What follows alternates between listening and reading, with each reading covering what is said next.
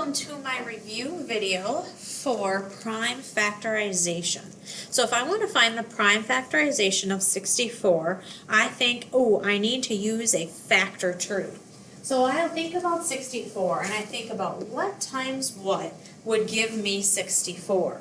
Well, I know 64 is even, so I could do 2, and I could do 2 times 32.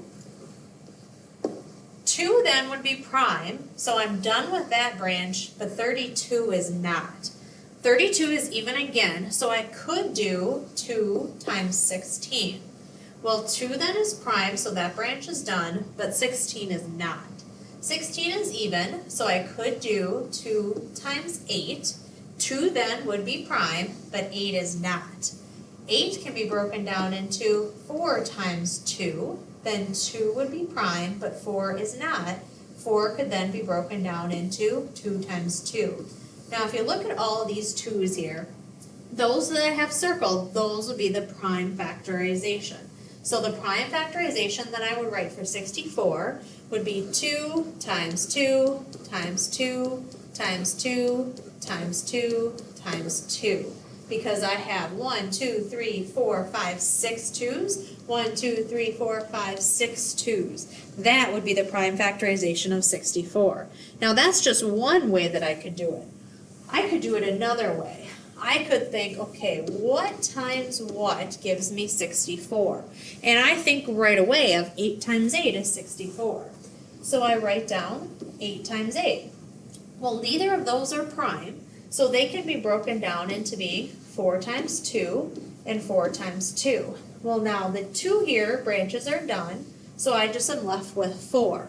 Well, that would be 2 times 2, of course, and that 4 would be 2 times 2, of course. Well, now I've got all of my prime factors circled, so I know that that's my prime factorization.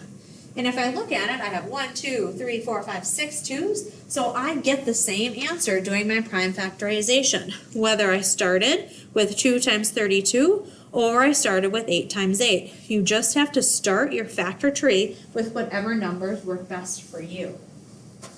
Another example of prime factorization is the number 88. Well, 88 is even, I do know that, so I could do 2. So if I have 88 and I think, okay, 88 divided by 2 would give me 44. Well, 44 is not prime, but 2 is.